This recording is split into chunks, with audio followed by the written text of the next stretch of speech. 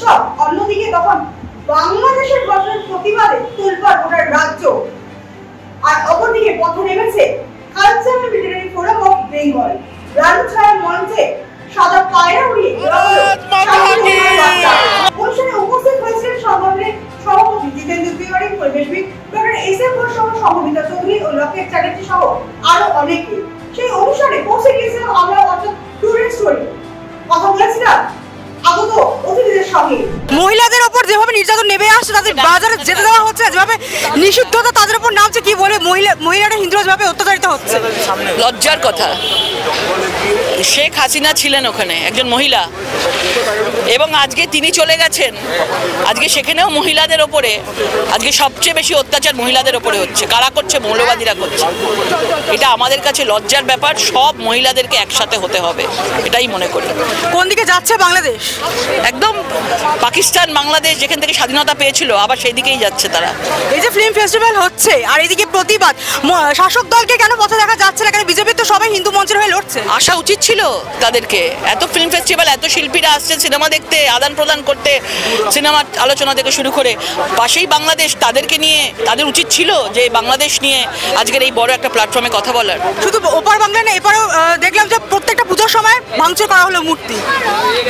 এটা তো দেখাই যাচ্ছে বাংলাদেশের আজ তো এখানেও পড়েছে, শুধু সময়ের অপেক্ষা। যদি আমরা একসাথে না হই তাহলে কিন্তু এই বাংলাতেও কিন্তু ওই বাংলাদেশের মতো অবস্থা হবে। রাজ্য সরকার বলছে যে কেন্দ্র সরকার কি করছে, তাদের হস্তক্ষেপ দাবি করছে, রাষ্ট্রসংঘের হস্তক্ষেপ দাবি চাইছে। সবাই করছে, বিভিন্ন জায়গা থেকে হচ্ছে। আগে পশ্চিমবঙ্গ সরকার, তার পাশেই রয়েছে, তার কি কোনো মানবিকতা বোধ নেই? সে কি আওয়াজ তুলতে পারে না? এই যে এখানে প্রোটেস্ট হচ্ছে, পুলিশ পর্যন্ত অনুমতি দিচ্ছে না। প্রত্যেকবার কেন হাইকোর্ট থেকে অনুমতি ছেনাতে হচ্ছে বিরোধীদের? দেখুন, এটা পশ্চিমবঙ্গ সরকার চলছে, কিন্তু তাদের পুরো প্ল্যানিং করে দিচ্ছে ইউনুস সরকার। তো ইউনুস সরকার যদি বাংলা চালাতে শুরু করে তাহলে এই ধরনের ঘটনা ঘটবে। আগামী দিনে পশ্চিমবঙ্গের মাটিতে যদি ইউনুস সরকারের কর্মকাণ্ড না চলে, সেটার জন্য আমরা সচেষ্ট আছি। আগামী দিনে এটা আমরা বন্ধ করব। এই যে মুখ্যমন্ত্রী আবার উৎসবের মৌসুমে ফিরে গেলেন, ওখানেও অনেক তারকা রয়েছেন, তারা কি এই আওয়াজ শুনতে পাচ্ছেন? তারা কি পারতেন এখানে এসে যোগদান করতে? সেটা কি করবেন? তাদের কাছে নিজের ক্যারিয়ারটা বড়, অর্থ রোজগারটা বড় জিনিস। সে কাজে তারা মন দিয়েছেন। বাংলাদেশে হাজার হাজার লোকের উপর যে অত্যাচার আসছে, সেটাতে তারা মর্মাহত না। তাদের ইমোশন নেই, সে কারণে তারা এগুলো করছে। চিন্ময় দাসের আইনজীবীকে যেভাবে মারা হলো, যেভাবে হুঁশিয়ারি দেওয়া হচ্ছে, ওনার জামিন কবে হবে? জামিন কবে হবে সেটা তো লাখ টাকার প্রশ্ন। আমরাও সেটা চাই। ওইখানে তো আইনের শাসন নেই। ওইখানে তো আইনের শাসন নেই। মৌলবাদীরা নিজের ইচ্ছা চালাচ্ছে। কোর্ট বলে কিছু আছে নাকি? সব লোক দেখানো। মৌলবাদীরা যেটা বলে দিচ্ছে, জজরা সেটাই বলছে। জজদেরকে রিজাইন করানো হচ্ছে।